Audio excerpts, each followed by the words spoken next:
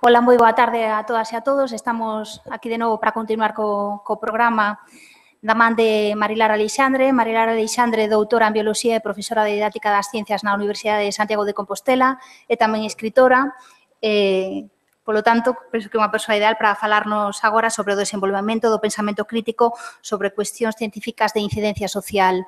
Cando remate a súa intervención, como sabedes, haberá unha quenda de preguntas.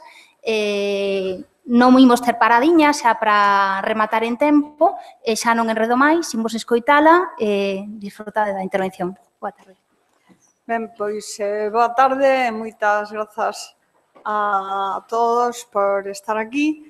Ben, este traballo e todo o que vou contar, pois, como pasa no caso do grupo da UAB, pois, son investigacións realizadas dentro do grupo de investigación RODA, que significa razoamento, discurso e argumentación, que levamos traballando sobre argumentación con proxectos pois desde 1995. Hai algunhas das persoas do equipo do grupo RODA, xa que están aquí da Universidade de Santiago, e algunhas tamén das persoas as que eu dirixín a tese, como Ángela Bugallo, que estará na mesa despois, que foi a primeira, Blanca e Isabela e Pablo, que están por aí, que tamén son teses en curso neste momento. E, bueno, na preparación desto tamén axudoume Blanca Puig, porque eu estive a punto de non vir, onte estive todo o día na cama por culpa de algún bivalvo, que me sentou mal e entón, pois, botoume unha man. E do que falaremos, pois, será, en primeiro lugar, que significa isto das ciencias como unha forma de pensar e razoar, porque un pouco a idea das xornadas, cando falamos delas na comisión, e, bueno, Yolanda Casal, que é a persoa que me presentou, tamén está na Comisión de Ciencia, Natureza e Sociedade, pois foi con esta idea que comentábamos a mañá e comentaba Fierros tamén, de que as ciencias contribúen a que as persoas aprendan a pensar e é unha forma específica tamén de pensar e razoar. E isto, fundamentalmente, pois, tal como entendemos nós, realízase a través das prácticas científicas. E as prácticas científicas, que hoxe en día é un termo que se utiliza máis, que é un termo que antes utilizaba o método científico, bueno, despois comentarei un pouco, pero como realmente hoxe en día pois pénsase que métodos científicos hai bastante segundo as disciplinas e que tampouco teñen uns pasos moi establecidos, pois falase máis de todas as ferramentas que se utilizan na comunidade científica para construir e para validar coñecementos. Por exemplo, para elaborar e avaliar explicacións e para levar a cabo investigacións experimentais. E despois, especificamente, pois falaré dun aspecto que son os componentes do que nós entendemos por pensamento crítico. E sobre isto, pois, temos un par de cousas publicadas con Blanca Puig e, en concreto, xa vou comentar aspectos que teñen que ver con cousas que xa se comentaron a mañán, a cuestión da avaliación das fontes de información, a cuestión especificamente de como avaliamos os coñecementos en base a probas e despois unha parte que é un pouco unha aportación nosa que ven da teoría crítica, como veremos despois, porque non se identifica simplemente o pensamento crítico como basearse en probas, sino tamén como ser capaz de analizar críticamente discursos que, por exemplo, justifican desigualdades, tomando como base a ciencia, ou que implican conflicto de intereses. E o PowerPoint despois deixarello ao Consello para que o coloquen na web, nun sitio onde o teñades accesible, se non queredes tomar notas. Ben, cando falamos de que vamos a falar de cuestións científicas de incidencia social, que quere decir isto? Realmente, moitísimas cousas da ciencia teñen incidencia social, pero isto ás veces non se fai patente na clase. E o alumnado, por exemplo, cando está estudando ciencias, e sabemos que é un problema que temos en toda Europa é a perda de interese e a perda de carreras científicas, pois non percibe isto, non? En España, no conxunto de España, en Galicia debe ser similar, pasamos do 27% no ano 2000 de carreras de ciencia, enxeñería, matemáticas, todo isto que se chama STEM, pasamos o 25%, o sea, perdemos 2, pode parecer que pouco, pero é que leva, o sea, a tendencia. Entón, por exemplo, debemos abordar na clase a cuestión das razas humanas, non? Os nosos desempeños son debidos aos nosos xenes, veremos algo sobre isto da tese de Blanca Puig. Para poñer un exemplo de que isto está todo o día na prensa, pois, bueno, se podían encontrar moitos, por desgraza, pero esta é a famosa Mariló Montero na televisión española, o 24 de decembro de 2012. ¿Está viendo nos órganos de alguien que ha matado a otras personas? Dice, no está científicamente demostrado que el alma no se transmita en el trasplante de órganos. Ben, pois, bueno, non vamos a falar de todo o que está aquí dentro. Ou algunhas cuestións que temos, bueno, abordado, pois, algunhas teses, como a cuestión de se é sustentable a agricultura de peixes carnívoros, como salmón ou rodaballo, ou se ten que ver con intereses comerciais. Hai cuestións que, aparentemente, pois, no seu momento, non se percibe a incidencia que teñen. Este é un caso moi famoso en Galicia, que é a desecación da lagoa de Antela, nos anos 50, creo que acabou en 1956. Isto é tal como representaba Fontán no mapa. Nese momento era a lagoa, a extensión de auga doce maior, por suposto, de Galicia, a península. Entón, pois, xa sabedes como foi a historia, non a vou contar, desecouse coa idea de que ali iba a haber os cultivos maravillosos, pois na realidade, pois, non é o mesmo.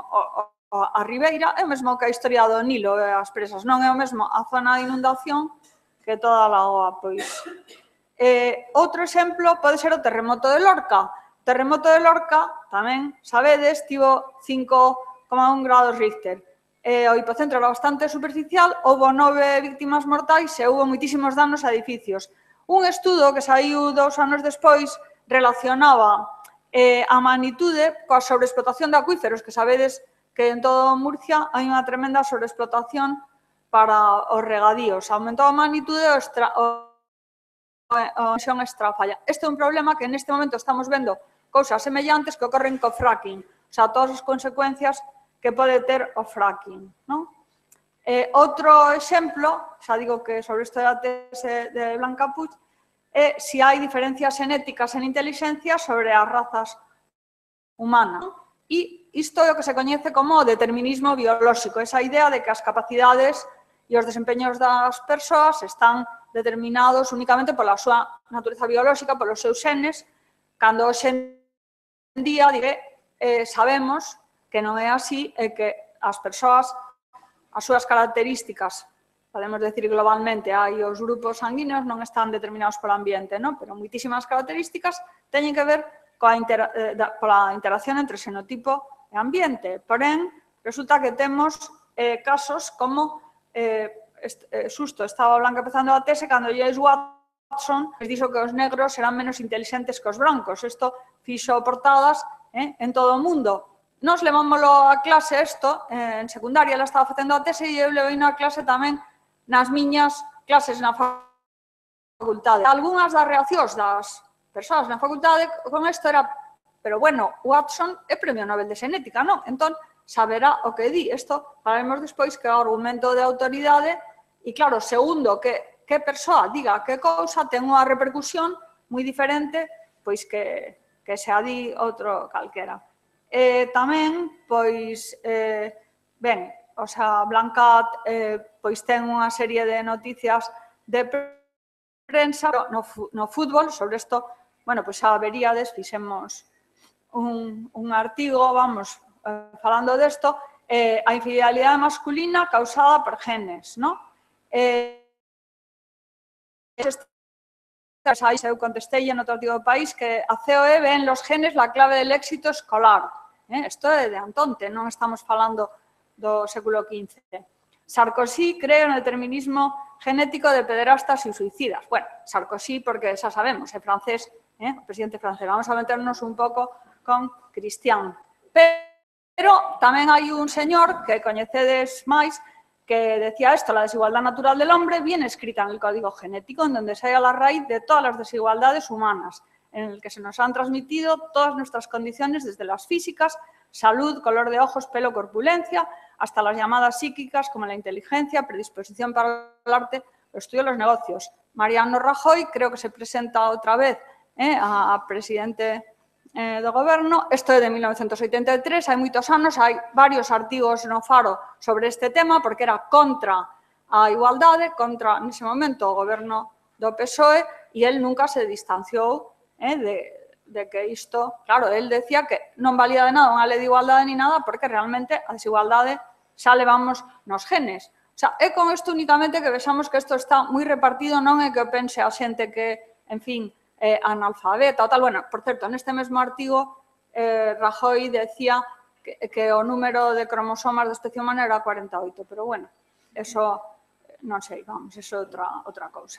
Pero quero dicir que o di xente, pois eso, que poden ser presidentes de un país, o sea, que poden ser premios Nobel, e entón, pois non é de extrañar, o sea, que moita xente pense que moitas destas cousas están nos xenes. Entonces, como colaboran as ciencias a axudar a pensar críticamente sobre estas cuestións? As ciencias teñen unha forma de traballar que podemos decir que un dos seus sustentos é as probas, e isto é o que chamamos cultura científica. Por eso, cando aquí, desde a comisión esta que está dentro do Consello da Cultura, que vos podedes imaginar que a meirande parte de comisións pois son sobre cuestións de humanidades, de música, de arte, de etnografía. E hai unha comisión que xa se creou hai moitos anos, nos tempos de Carlos Casares, porque a cultura científica tamén é parte da cultura galega, pois esta cultura está baseada nunha forma de traballar e nunha forma de pensar. E hoxe en día, pois o que decimos é que estas prácticas científicas, esta forma de traballar, ten tamén que formar parte do que se aprende na escola, porque se estamos de acordo que as ciencias non é únicamente saber, coñecer unha serie de modelos, saber as leis de Mendel, saber o modelo de expresión dos xenes ou saber o modelo de partículas, sino saber a forma de traballar, isto é o que temos que traballar co alumnado. Isto das ciencias como forma de pensar, a mí me parece moi interesante como di Jonathan Osborne, é un profesor de Stanford, que é o que coordinou o último informe PISA, e di que as ciencias, e tamén o ensino das ciencias, teñen que incluir explicar como sabemos o que sabemos e por que cremos o que cremos. O sea, non é únicamente, a ver, sabemos isto, sino sabemos isto do xen, sabemos isto da fotosíntese, porque, e cremos o que cremos sobre isto por esta razón, non? E el di que contribúe a ese compromiso coas probas que é a base epistémica das crenzas científicas. Para el, isto o considera incluso como unha contribución da ciencia á cultura contemporánea. As ciencias, xa desde hai moitos anos, non as ciencias recentemente, sino que na cultura hoxe en día é algo que está xa aceptado e contribúe a promover a racionalidade e o pensamento crítico. Que é isto que chamamos prácticas científicas? Bueno, hai moitas definicións, esta é unha delas, moi coñecida, pero basicamente o máis importante é que aprender ciencias comprende, entre outras cousas, e isto teria que ser tanto en infantil, como, cando digo infantil adrede, aí está Sabela, que non me deixará mentir, que está traballando en educación infantil, e o alumnado de educación infantil, cando se traballa ben, como traballa o grupo Torque, pois toma parte nestas prácticas. En primaria, en secundaria e na universidade tamén. Tomar parte nas prácticas de construción de coñecemento da comunidade científica, aprender como se construe o coñecemento. Hai 15 días estaba falando, non desto exactamente, falando especificamente do traballo no laboratorio na Facultade de Químicas. E entón me decían, é que esa forma de facer as prácticas é o que teríamos que facer aquí. E, de feito, dos grupos me escribiron despois que van cambiar as prácticas ali na Facultade de Química de como se fan. Para que? Para facelas máis acordes con que o alumnado sexa consciente de ese traballo que está facendo e que teña que facer algo de, por exemplo, diseñar as prácticas, non simplemente seguir unha receita. E as tres prácticas que consideramos importantes, pero vamos a falar de unha delas nada máis, as que se consideran. Cando digo isto, non é que as considere eu, as considera, por exemplo, o informe PISA, son as tres competencias. En Europa chamase máis ben competencias, prácticas é un nome máis usado en Estados Unidos, no informe PISA son estas tres as que se avalían, e en Estados Unidos o novo currículum que se chama New Generations de 2013 tamén está centrado nestas tres prácticas. E son desenvolver explicacións, mediante os modelos científicos, avaliar coñecementos en base a probas, que é do que imos falar nós, e despois resolver problemas planificando e levando a cabo investigacións, que sabedes que isto é un pouco diferente de como, de simplemente ir ao laboratorio e facer algo seguindo uns pasos. No currículum da LOE se incluíase unha parte de proxectos de traballo científico no tema 1. No currículum da LOMCE, que cambiou moitas cousas, pero esta é unha das cousas que conserva sempre nas materias de ciencias da natureza, chamanlle formas de traballar da ciencia, algo así, e que implica facer un proxecto, que pasa que non dá un tempo específico que se debe dedicar a eso. Bueno, esa é outra discusión, pero quero dicir que hoxe en día estás empezando a contemplar nos currícula, e eu, cando leo ás veces de pronto unha noticia de prensa no colegio de non sei que, ou en tal país, traballan por proxectos. Bueno, eu coñezo centros en Galicia que traballan por proxectos desde hai tempo, como digo, de infantil, aquí nos do grupo Torque, de primaria, de secundaria, hai xente que traballa por proxectos. Entón, o que tiñan que facer era sair máis na prensa, non hai que ir buscar. O que debemos facer, pois, é intentar estender isto, non? Que os proxectos cheguen a máis sitios. Ben, xa digo que vamos a falar sobre todo do segundo, pero é que as tres cousas están moi relacionadas. Isto está en castelán, que está de un traballo con Blanca e con Beatriz Bravo en Educación Química, no que falamos de como utilizar probas, pois non se pode considerar isolado do resto das prácticas, porque tamén ten que ver con explicar fenómenos mediante modelos, porque diremos que un modelo é mellor ou peor que outro de acordo coas probas, e as probas o sustentan. E o mesmo identificar cuestións científicas e investigalas, non? Entón, pois, as tres cousas están moi relacionadas, pero o que nos vamos a fixar é, sobre todo, como se utilizan probas para validar o coñecemento. As tres que considera PISA e o Ministerio son indagación, que ás veces é a traducción de INCRI en inglés, que é avaliar, deseñar indagacións científicas, argumentación, que é interpretar datos e probas para avaliar coñecementos, ou criticar argumentos en base a probas. Por exemplo, vamos a criticar ese enunciado de Watson de que os negros son menos inteligentes que os brancos, non? E modelización, explicar fenómenos usando modelos científicos, non? Que quere dicir isto? Pois utilizar o modelo de fotosíntese, por exemplo, para explicar o crecemento das plantas. Claro, aprender estas prácticas, para alén de aprender conceptos, ten que facer participando nelas. É como digo eu, é como andar en bicicleta, aprender a conducir. Non é que alguén xo explique. Para que o alumnado aprenda a avaliar coñecementos, pois teñen que dárselle esa oportunidade. Pode ser, por exemplo, como contaba Conchita esta mañán, como fai o equipo de Barcelona, moitas veces avaliar críticamente textos como poden ser enunciados da publicidade, como poden ser artigos. Poden ser dándolle un dilema, no que hai varias opcións sobre as que ten que escoller. Isto é un exemplo que están deseñando un experimento en secundaria, é parte da tese de Bea Crujeiras, para ver que pasta de dentes é máis efectiva, ou menos, que pasta de dentes protese ou non sobre a caries con un modelo. Por tanto, isto ten que ser por medio da práctica, non unha vez, sino de forma repetidamente e en contextos variados. Eu non aprendo a conducir indo sempre polo mesmo lugar.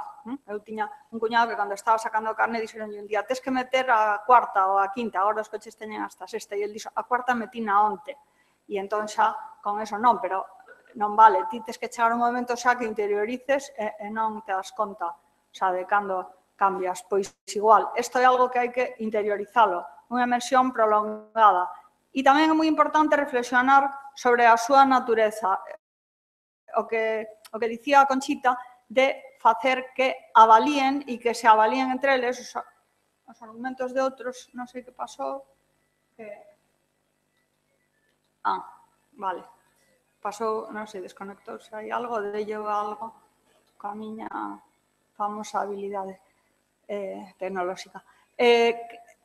Por que? Pois porque para poder, por exemplo, avaliar coñecementos, temos que saber que criterios utilizar. O sea, si vamos a decir esta posición é mellor que esta, si vamos a avaliar se a ecobola realmente lava mellor que o deterxente, que criterios vamos a utilizar para isto? Que como se lle preguntaba aos alumnos, que probas farías ti? Que criterios vamos a utilizar para saber se o que di Watson leva razón? Por exemplo, o criterio de Watson e Premio Nobel de Xenética, pois veremos despois que validez ten, pero é un criterio, bueno, que a algunha xente pois non lle vale. Entre outras cousas, o que traballou Watson dos modelos non ten que ver con isto da inteligencia. O criterio, por exemplo, sobre as ecobolas, fagamos un experimento, bueno, hai que ver como deseñamos este experimento, o sea, que é o que constitúe unha proba válida, o sea, que criterios son os que vamos a utilizar para saber que este enunciado pois é mellor que este outro. Cando lle pedíamos ao alumnado de secundaria, isto que vos contei antes de Watson era Premio Nobel de Xenética, foron os meus alumnos na universidade, o alumnado de secundaria, hubo bastantes que criticaron o argumento de Watson cando lle pedimos que avaliasen dicindo é un argumento racista. Isto como un calificativo, o sea, desde o punto de vista de ideolóxicamente como se sitúa eso, está ben, pero non ten ninguna relación coa xenética ou coas probas que se podían aportar ou a teoría que se podría aportar sobre eso. É un argumento de outro tipo, é poñer unha etiqueta. Por iso que non é tan fácil para o alumnado aprender a facer isto. Como definimos este uso de probas? Pois é a avaliación do coñecemento ao luz das probas dispoñibles. E sempre decimos dispoñibles porque pasado mañán os datos sobre algunha cuestión poden cambiar e entón pois temos que mudar tamén a nosa explicación. E esta avaliación, claro, non a podemos facer para todos os temas de ciencias que se imparten en todos os niveis do ensino, pero é importante facelo explícito nalgúns casos na aula.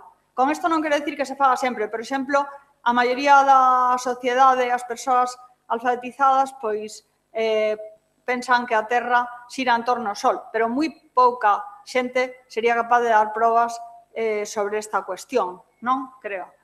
O sea, que en realidade, digamos, que aceptamos pois por autoridade e, bueno, pois quero dicir que non o facemos en todos os casos. Se queredes, falamos dese caso da Terra despois. Nos consideramos que a argumentación contribúe a aprender porque se fan públicos procesos de razoamento interno. Vamos a ver, hoxe en día hai moita xente que considera que a escola debería tomar o modelo das prácticas profesionais. Como aprende un carpinteiro a traballar a madeira? Vendo outros carpinteiros traballar e probando e tal. Pero estas operacións físicas son operacións visibles e as operacións mentais son privadas. En principio, nin o docente ten acceso a do alumnado, nin o alumnado as do profesorado. Entón, enténdese que todo o que contribúa a facer públicos estes procesos internos mediante a discusión, como se decía esta mañá, mediante o debate oral ou mediante argumentos escritos, pois pode contribuir. Pero do que nos vamos a ocupar agora é do desenvolvemento do pensamento crítico, que en principio, como definición operativa, o definimos como a capacidade de desenvolver unha opinión independente reflexionar sobre a realidade e, no seu caso, participar nela. Entendemos que isto tamén axuda a ter unha imaxe máis aceitada do traballo científico, pois, por exemplo, de que é un coñecemento provisional que pode cambiar cos datos. Ben, e entendido deste modo, tamén forma parte da competencia social e cidadá. Vou pasar a falar dos componentes que entendemos. Os componentes, xa digo que isto é un traballo feito con Blanca, pois pensamos que hai dous tipos de componentes que teñen que ver coa argumentación, que son os que aparecen normalmente no traballo de xente que define pensamento crítico desde a filosofía e a psicología. Por unha parte, o que se adoita chamar a racionalidade e o uso de probas, non? A parte do que traballaba Cristian esta mañá, falaba da razón e emoción, pois a parte da razón. E, por outra parte, o que algúns autores, como Ennis, describen como disposición. Disposición a buscar razóns, disposición, por exemplo, a cuestionar a autoridade.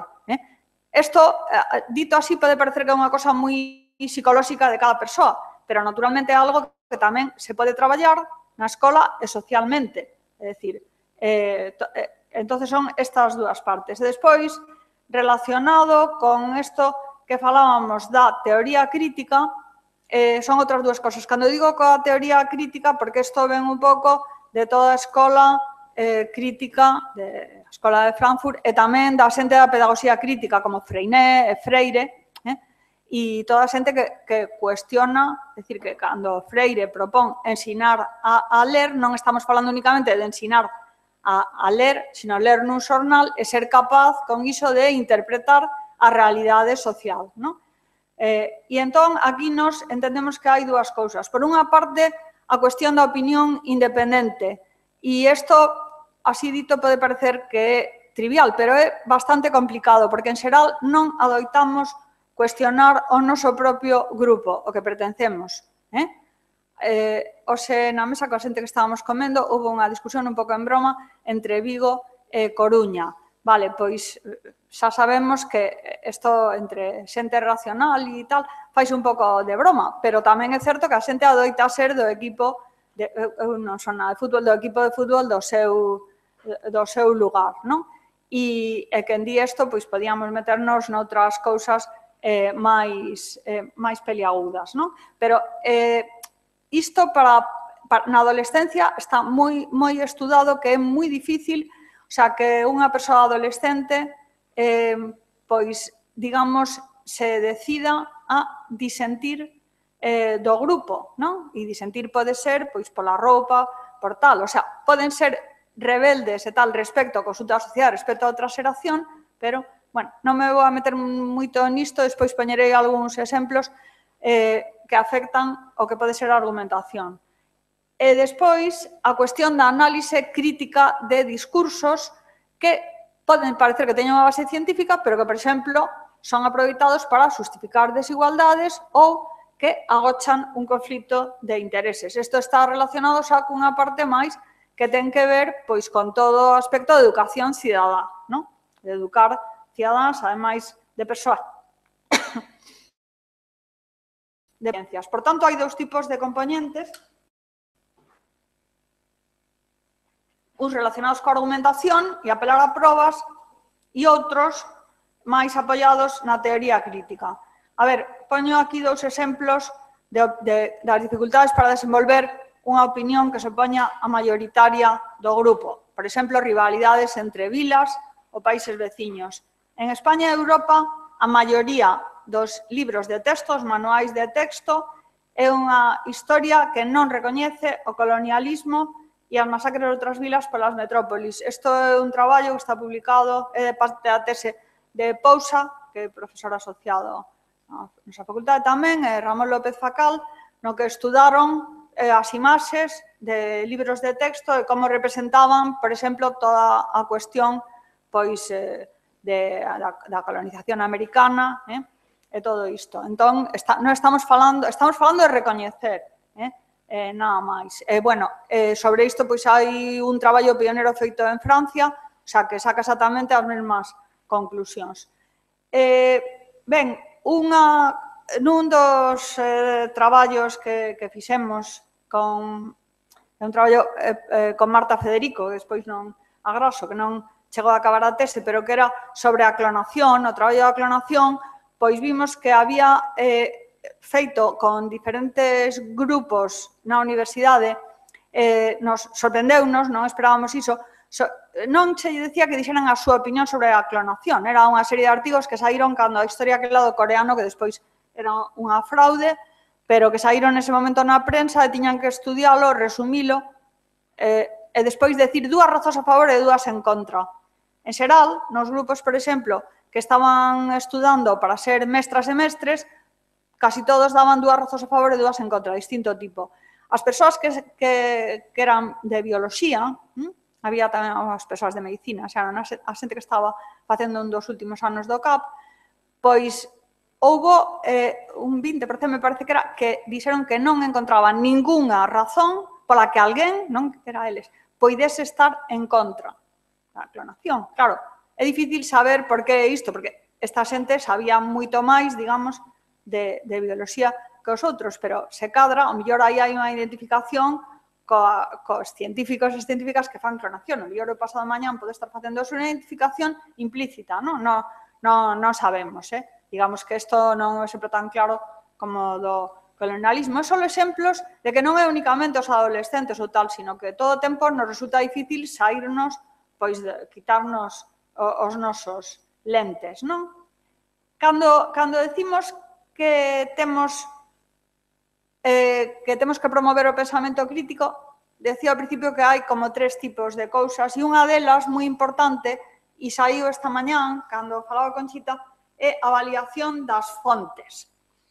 Para distinguir opinións de coñecemento sustentado en probas, pois temos que acudir á información disponible. E hoxe en día hai máis información que nunca, e non me refiro únicamente ao que se poda encontrar en Wikipedia, aínda que tamén, senón que a nosa disposición, por exemplo, nas universidades, están os artigos online que se baixan desde o ordenador, non hai que ir como cando eu estaba facendo a tese, ni siquiera a biblioteca, empezar a fotocopiar e tal. Pero o problema é decidir cal é fiable, como mostraba a Conchita no seu traballo, pois ás veces ela mostraba incluso 3 tipoloxías, non?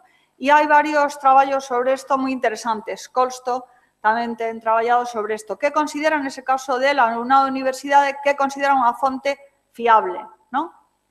Eu creo que hai, polo menos, 4 dimensións que se barallan aquí para que eu creo que son das cousas que se poden traballar co alumnado, e xa digo que creo que co alumnado de universidade sería moi importante traballalo, ademais de co alumnado de secundaria, como sería, por exemplo, o que se chama argumento do experto, que chaman Walton en moitas persoas.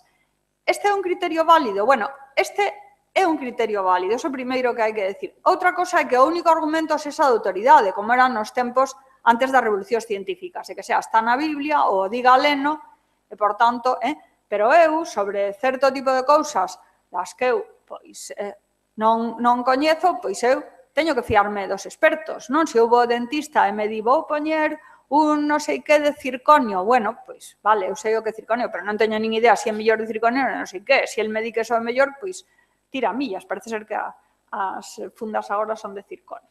Bueno, pois vale, e quen di isto di, sempre, para moitas cousas, vamos a confiar nos expertos. Se eu pregunto sobre algo de física de partículas, me fío do que digan os expertos. Por tanto, é un criterio que tampouco hai que desbotalo así como así. Outra cousa é que só nos fiemos de eso, como o caso de Watson. Di eso, entonces, como foi premio Nobel, pois... Un aspecto que é ás veces difícil de ter en conta porque non temos información é a cuestión de si esa fonte incorre nun conflicto de intereses. Vou poñer 2 exemplos que afectan a mesma persoa, que é un investigador moi relevante, Richard Doll. Non sei se vos soa, pero, bueno, un artigo famosísimo, o primeiro artigo sobre a relación do tabaco e o cancro de pulmón é o artigo de Doll e Hill, Richard Doll e Hill, de 1950 e algo, no que por primeira vez mostra unha correlación entre a xente que morreu de cancro de pulmón e os fumadores. Durante máis de 50 anos, despois, as compañías tabaqueras, eso sabémoslo en día, estiveron pagando a xente para que dixeran que facían investigacións que non era por iso. Hoxe en día, en ciencias, unha cosa é a correlación, outra cousa é cando xa se pode ter unha idea de por onde anda a causalidade e outra cosa é encontrar o mecanismo.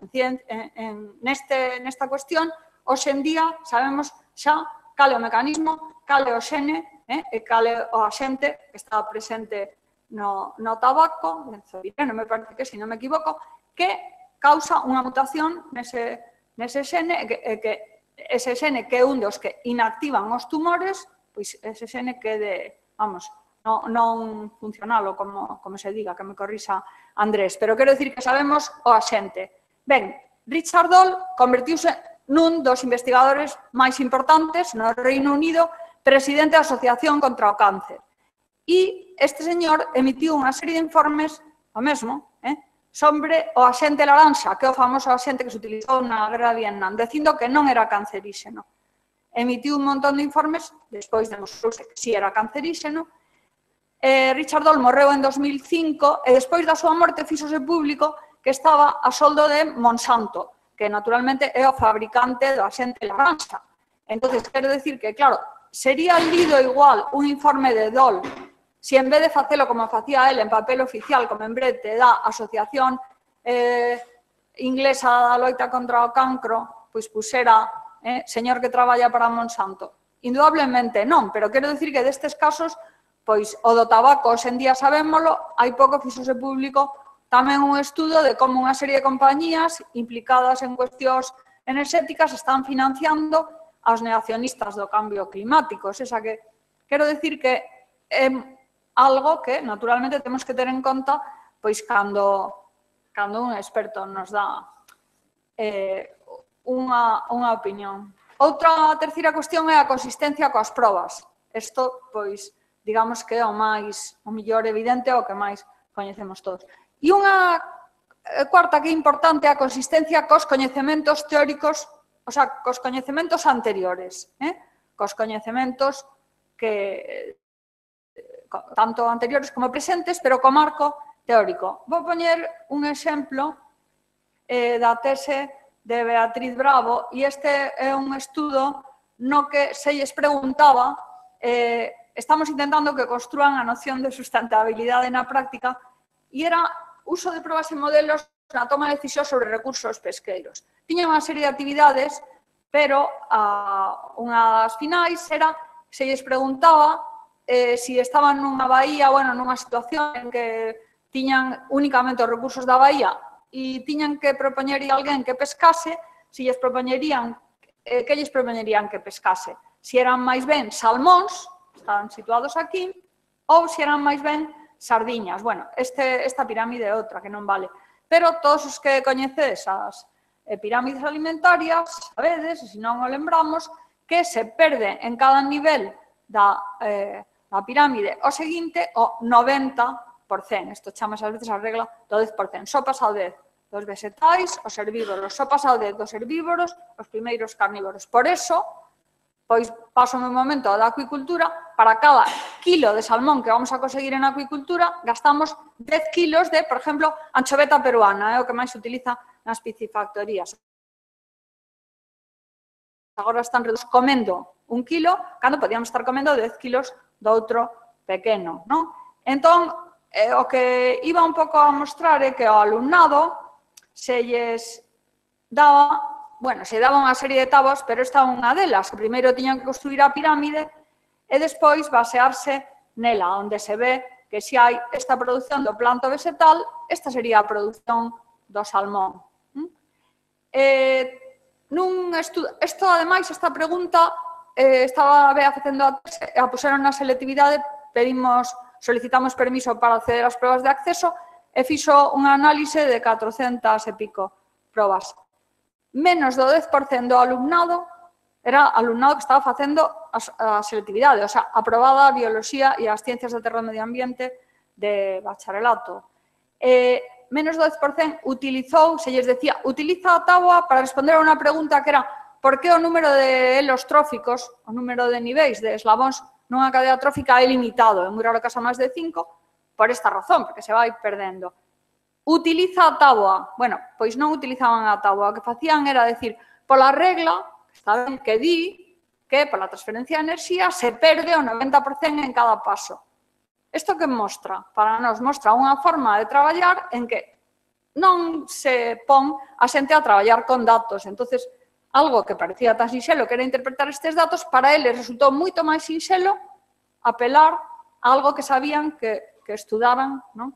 Que, bueno, que nos ten pasado tamén en clase, que se lles poñen a traballar con estas cousas e nos din, é que é a primeira vez que traballo con datos. Ben, este é un exemplo. Contestacións dos alumnos, se lles decíamos que pescar, bueno, de todo, e ao final, ao cabo do tempo, pues, ian construindo cosas un pouco máis complicadas, pero ao principio era bastante salmón porque dá máis enerxía, é dicir, apelan a un coñecemento supostamente científico que non ten ninguna base, claro, pero que lles parece o salmón dá máis enerxía, por tanto, salmón.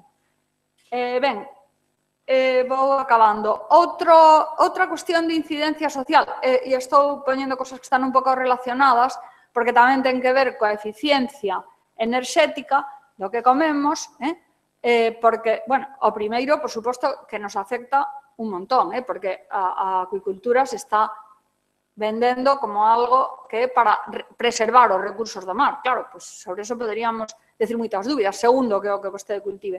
Pero unha cuestión que nos afecta moito, porque ten que ver coas emocións que decía Plantán esta mañán, é que comemos.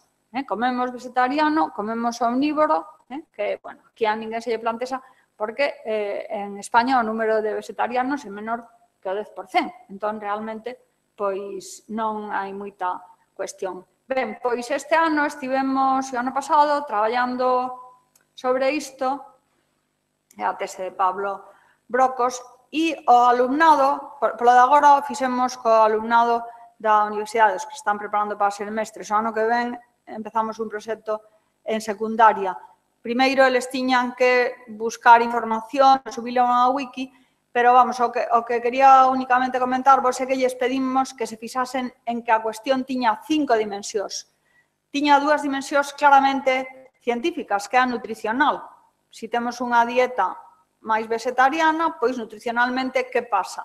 Quedaron moi sorprendidos de ver que a dieta vegetariana era máis saudable que a dieta, digamos, omnívora, que a dieta estándar que seguimos. Outro, desde o punto de vista científico, era ecolóxica. Os datos que eles encontraron e os que nos lle demos da pegada de agua, cantidade de terra.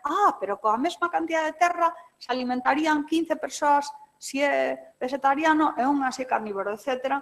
Pois, tanto que un deles, cuestión emocional, que diría Plantán, despois de ler todo eso, na discusión, pois di, pero claro, é que todos os datos van decir que é mellor a vegetariana. E entón di outro, estamos jodidos, non? O sea, xa non hai que facer. Bueno, despois encontraron algunha forma de resolver eso propoñendo, bueno, vamos a comer vegetariano, pero vamos a comer menos carne.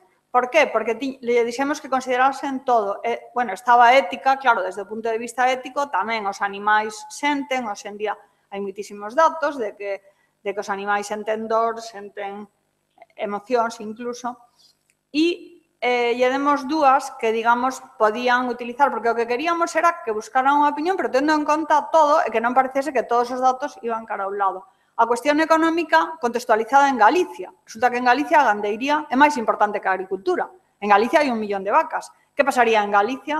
E entonces aí daba un argumento, claro, que se toda a poboación galega de repente se fixese vegetariana, que pasaría coa industria gandeira?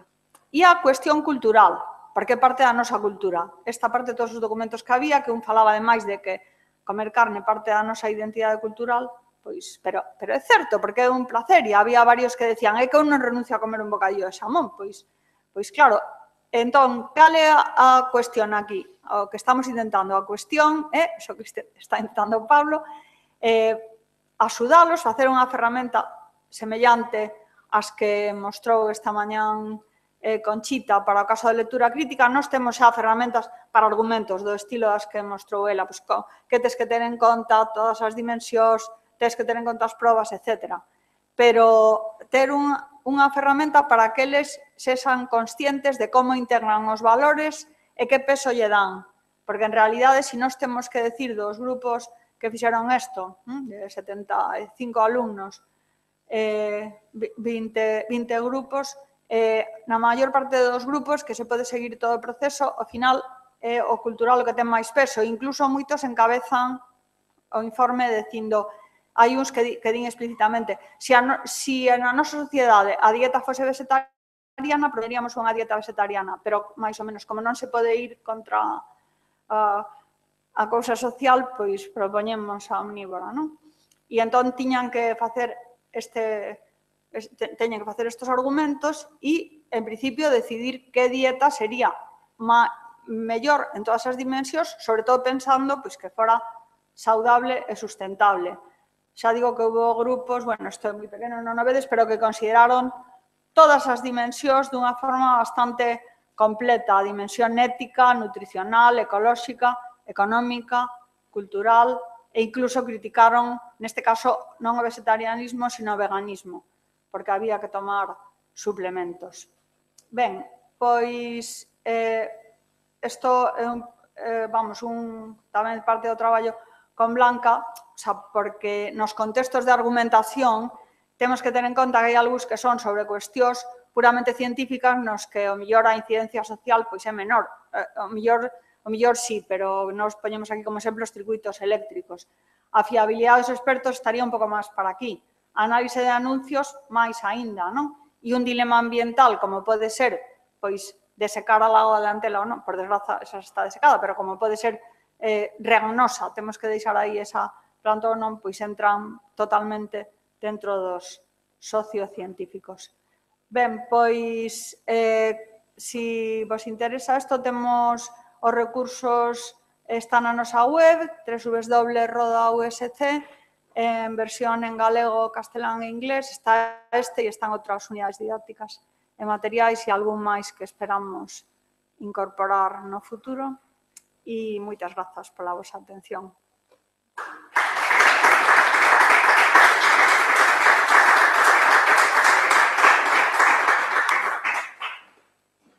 Se queredes, así facemos unhas poucas preguntas antes de pasar á mesa redonda, se hai algunha pregunta sobre isto, comentario, crítica.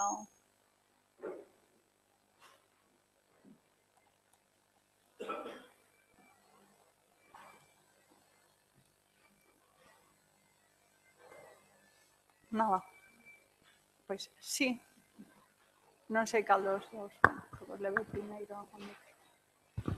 Bueno, a mí me parece moi interesante o que acabas de expoñer, pero do que máis me chamou a atención é todo o plantexamento de argumentación no ensino básico, medio e universitario. Eu sigo dando clases na universidade e o que sigo notando máis en falta é algo que detectei hai anos, pero que sigue estando vigente, aínda que non me imaginaba o cambio que tedes dado en didáctica das ciencias. Estou sorprendido desde que leín algún libro teu e de Dulce, estou completamente sorprendido. É un cambio radical, por sorte. Pero me sigue chamando a atención de como na universidade seguimos facendo unhas prácticas que son, como digo eu, de nivel de instituto baixo. É dicir, cando eu entrei na universidade por segunda vez, seguían facendo unha práctica de cebola que era a mesma que facían os meus alumnos con 14 anos. Entón, non entendía, é dicir, tratar de argumentar algún tipo de diseño era como clamar no deserto, que decía aquel que dicen que dixo. Non se entendía. E sigue habendo uns problemas eminentemente prácticos, aparte de conceptuales e ideolóxicos, digamos, eminentemente práctico para articular prácticas na universidade desde outro punto de vista. Vamos, iso como estou vendo eu, salvo contadas excepcións en donde se recurre a prácticas de campo e outras cousas que están ben, pero que hai outras prácticas que se sigue facendo moi seguindo o papel, digamos, o recetario, sin contar con diseños, nin probas estadísticas, ni nada parecido. Bueno, isto é unha pregunta e a verdade é que Pero sí que hai, vamos, Bueno. quero dicir que hai xente, que nós basicamente temos traballado para secundaria e, bueno, quero dicir que tamén temos un montón de actividades deseñadas para traballar co alumnado tanto do máster como de, o sea, máster, a xente que están facendo máster para ciencias experimentais como para mestres de primaria. Pero en Estados Unidos hai un par de, bueno, hai varios equipos que están traballando no cambio das prácticas na universidade. Sí. O sea, que, bueno, que quero dicir que desto podemos falar. Pero eu creo que sí se pode facer. O que pasa, a mí me parece que un esquema que se ten que quitar da cabeza en todos os niveis é de que hai que facer un macroprograma intenso onde lle temos que contar hasta o último tal. Porque hoxe en día, ti eso lle podes dar e decir, mira, lee este artigo, lee este tal capítulo de tal libro e aí o tes, a parte teórica. E entón, despois de decir, vamos a facer un proxecto, non? Vamos a facer un proxecto para tal cousa. É que ti coa creatividade que tes, carai. O sea, este señor é Andrés San Juan, que é o primeiro que fixo un libro de didáctica de ciencias en galego. Entón, pois hai cantidade bueno, non sei, podemos pensalo, pero quero dicir que sí que se pode. Eu creo que até agora o que pasa é que na universidade non houve esa presión que houve en primaria e en secundaria, porque a xente se preocupa polos resultados en diferentes exames e en cousas. E entón, cando aparece o problema, temos que cambiar. Pero, de todas maneiras, convencer as administracións de que hai que reducir o currículum é moi difícil. Os americanos, os estadounidenses, o conseguiron agora en 2013, bueno, son 27 estados os que están de acordo, e digo eu que tantas cousas que copiamos os yanquis, caramba, podíamos copiar iso, porque teñen 4 ideas clave para todo o currículum, K12, que lle chaman eles, o sea, de 5 anos a 18, 4 ideas de bioloxía, 4 de física, incluindo química, 3 de xeoloxía e 2 de, bueno, enxeñería, chaman eles de tecnoloxía. Eso en cada ano se desenvolverá como tal. E despois, prácticas e outra cosa que lle chaman ideas transversais, como é cambio e estabilidade e tal. E é que con iso podes armar un currículum e como se demostra cos proxectos, a xente que, bueno, perdón, é que me... No, vamos a ver, eu que a onde quería chegar, que me trastoquei eu solo, era que o que estades a facer na secundaria, por exemplo, o que vos plantexades, e pensades tamén desde o punto de vista da didáctica na universidade, pero na universidade a maioría que eu sepa, polo menos o que eu falo, a maioría das disciplinas, digamos, científicas, siguen facendo unhas prácticas, home, mellor que antes, pero con unha rutina moi parecida a de hai casi 20 anos.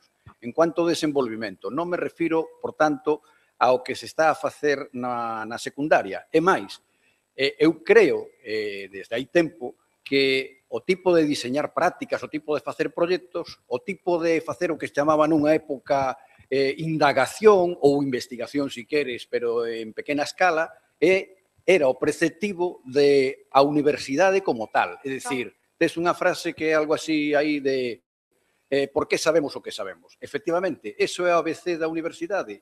Que o estedes plantexando na media me parece excelente, porque creo que é fundamental. Eu non era tan optimista, mentras estaba al menos na enseñanza media, e agora me quedaba un pouco por fora. Eran temas que me collen un pouco de esguello, perdón. Pero me parece moi interesante que estéis planteando aí. O que a mí me dá pena é que eso non é un tema prioritario para establecer en todas as universidades. Me explico, a nivel de universidade, sendo precisamente, é dicir, evidentemente hai unhas disciplinas en donde se conta o que se sabe. Bueno, eso que se fai, por exemplo, en bachillerato, se conta o que se sabe. Pero aí, na universidade, o que interesa é aprender a saber por que sabemos o que sabemos. Eso é a diferencia crucial que eu detectei entre un ensino medio e un ensino universitario. E, lamentablemente, se están virando as costas. Entón, a mí me parece excelente o que se fai na media, o que está descontando aquí, e como están indo os tiros. A visión que eu teño da universidade é que se sigue sin aplicar ese sistema. Se fan traballos, pero que moitas veces se copia e se queda, pero que se revisa, digo, nas disciplinas que non teñen que ver ca didáctica. Eu supoño, por experiencia propia, ademais, que as que estades traballando en didáctica, utilizades unha metodoloxía máis activa. pero en outras nin siquiera os traballos se corrixen con un grado de profundidade, nin siquiera referencias bibliográficas, é dicir, non pode ser que unha persona despois de 20 traballos non sepa poñer ou decir o destacado para poñer nunhas referencias bibliográficas. E digo isto porque é o máis sencillo. Como decía se ti te equivocas nas referencias, non quero pensar no de dentro, no texto fundamental. Non sei se me explico. Sí, pero Andrés, pero eu creo que o mellor é bueno, porque... Perdona un momento, no. Estou falando un pouco excitado, pero non estou cabreado. Que va. De todas maneiras, bueno, a ver, eu conto un pouco o que propoñemos e o que estamos facendo con algúns grupos. Isto non quere decir, por desgraza, que sexa o mayoritario. Onde eu creo que se fan cousas moitas veces mellores e moi boas é en infantil e en primaria, porque non hai a presión que hai de que un programa non sei que, e, por exemplo, Sabela que está aí está facendo a tese en educación infantil seguindo as mestras do grupo Torque que traballan por proxectos, e fan un proxecto de ciencias cada ano e é fantástico. E, bueno, é que sabemos as cousas que din e que aprenden e por qué os alumnos de 5 anos diun é que os dentes dos caracois son así e de outro. Un momento, se os teñen que aínda non o sabemos, porque non o comprobamos. Porque, ollo, aquí nesta clase todo se di unha vez que se comproba, pero ti tes que meter eso desde o principio. E esa, na universidade, pois, bueno, eso habería moito que falar, pero por como se fixeron os programas, que foi nada máis, en plan, para cada tribu, a ver se eu me quedo con máis horas que a ti, non sei que, non sei canto, senón mirando nunha cosa global, pois quero dicir que esas cousas non se incorporaron. E, ao mellor, se se fai a reflexión, porque eu vino outro día, que me pediron eso, en químicas, que estaban facendo un seminario que fose, e varios despois me escribiron dicindo, pois vou facer isto, o sea, vou coller esta bibliografía, vou mirala, e vou, as miñas prácticas vou intentar deseñalas así, porque eu creo que é moitas veces modificar, non, a cousa. A ver, non digo que sexa sinxelo, pero que ás veces non é tan complicado, pero que para eso basta que un grupo se poña e o faga, pero que a xente, pois, moitas veces se vai copiando. Eu creo que na universidade é onde máis, eu tamén, estou de acordo, é onde menos se moveu a cousa, pero, bueno, é lamentable. Sí, me parece que tiña a palabra a Pepe, antes que a ti. Me parece que pedira antes, Ramón. Pero te van a dar un micro, Pepe. No, que te van a dar un micro, digo. Bueno, en primer lugar, Marilar, no vine por la mañana y esto es algo que quizás habría que decir al principio. A mí me parece realmente interesante el plantear problemas relacionados con el pensamiento crítico y el pensamiento científico. Me parece que es una de las grandes contribuciones que podía hacer la educación científica a los ciudadanos y realmente el descuido de esa faceta me parece que es lo que nos convierte un poco en prescindibles o que nos ha convertido en prescindibles a los educadores científicos. Me parece que contribuye a ello realmente ser tan poco eficaces en formar una ciudadanía crítica, que sería una de las tareas importantes que podríamos hacer. Por eso, la verdad, enhorabuena por organizar un foro como este, ¿no? Paso a la pregunta que tenía. En relación con el pensamiento crítico, querría plantearte una posibilidad o una alternativa a una visión que podía ser a lo mejor, no sé si llamarla ingenua es excesivo, pero bueno, a la visión tradicional, que es la siguiente. A ver, la sociedad en la que vivimos es extremadamente compleja en cuanto a los fenómenos, sobre todo relacionados con la ciencia y la tecnología. Uno puede pensar, bueno, muchos de los problemas de tipo sociocientífico o tecnocientíficos se escapan a la posibilidad de comprensión del no especialista.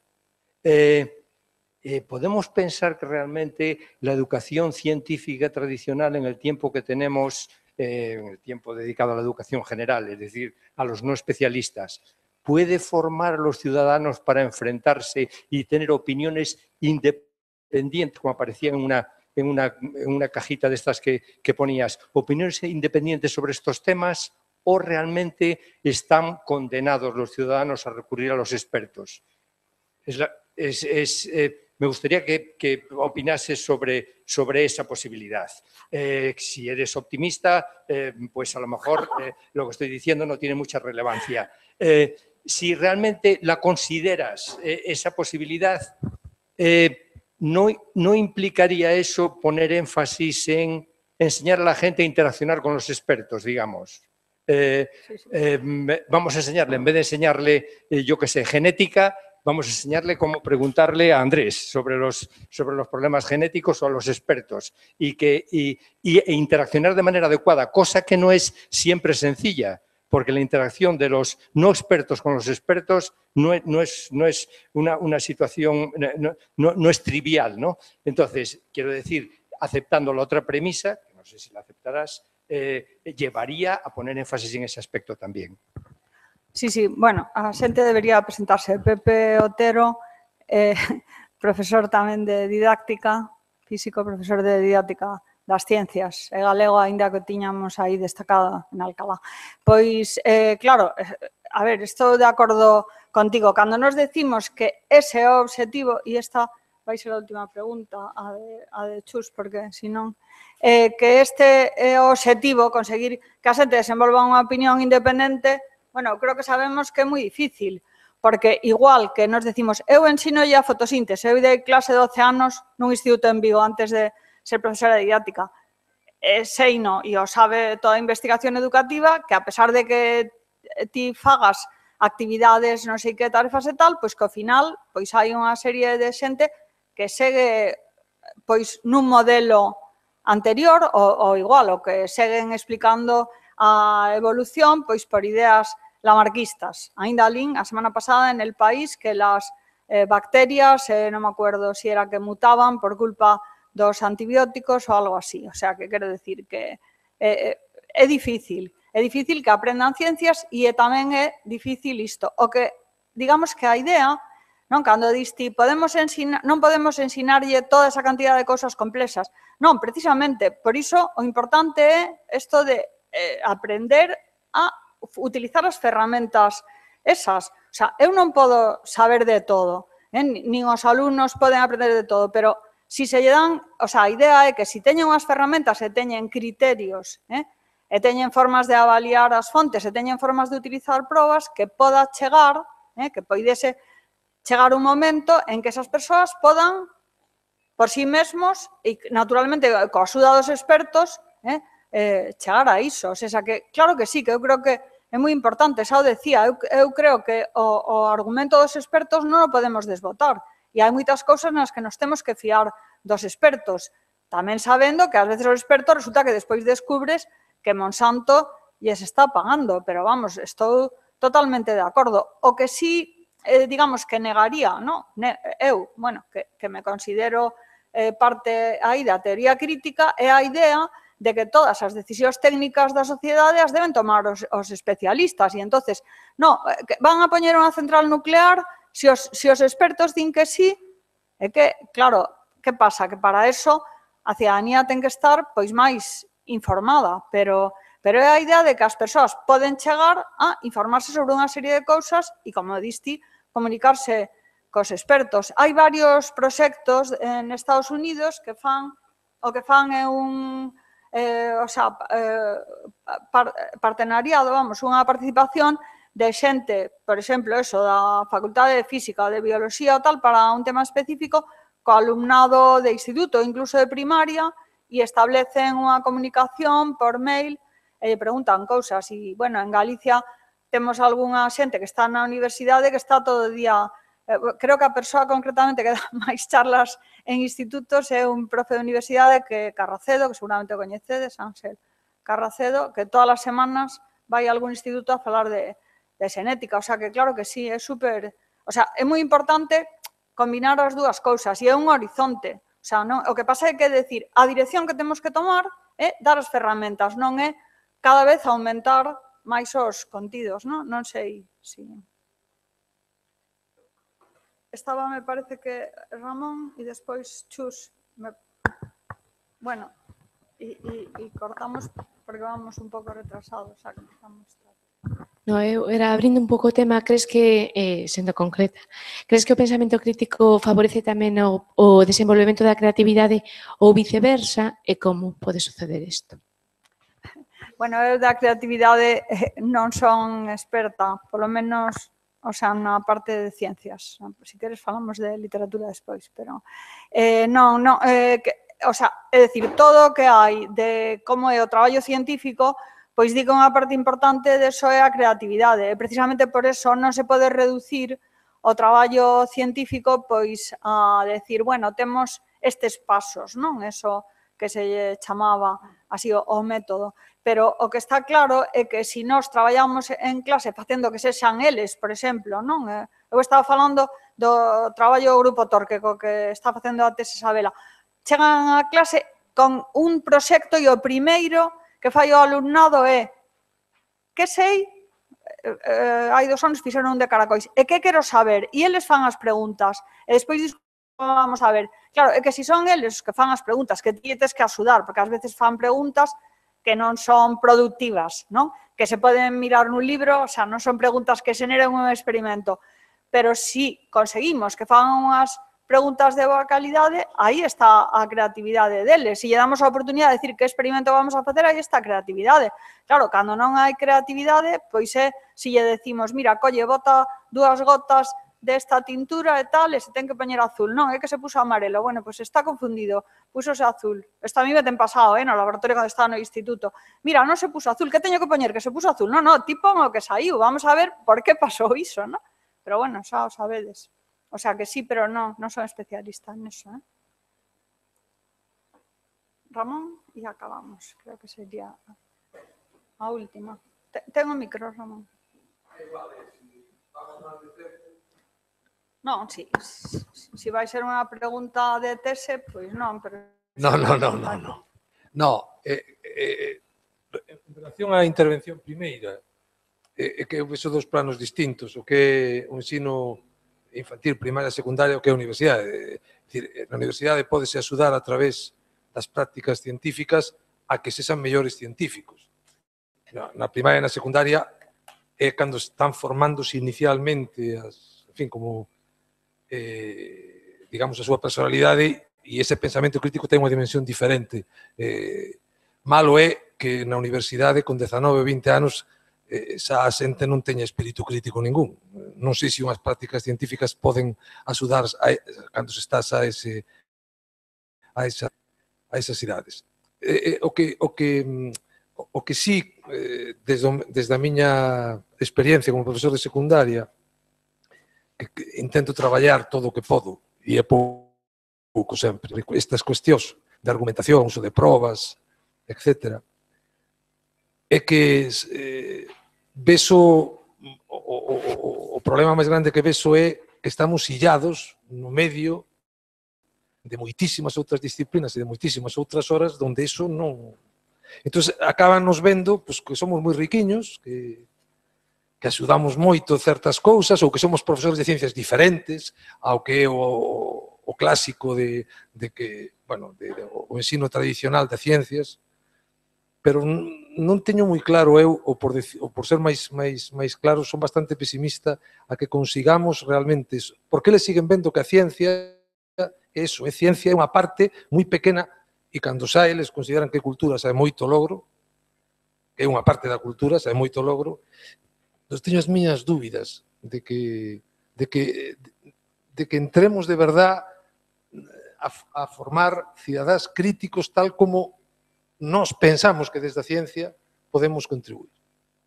A ver, eu non teño solucións máxicas, Ramón, desde logo, pero eu aí sí que vexo que o traballo por proxectos é útil. O que estamos, por exemplo, deseñando no IES de Negreira, que onde vamos a facer o proxecto con Pablo ano que ven, implica a un montón de materias, claro, porque implica, por exemplo, a todas as de lingua e a filosofía, para traballar a argumentación e o pensamento crítico en todas as materias. Claro, porque quero decir que é o que distí, é máis complicado se o traballamos únicamente desde unha materia, vamos, de francotiradores, non? Pero bueno, se non dicimos que sexa fácil, o que decimos é que hai que intentalo. Bueno, moitas grazas.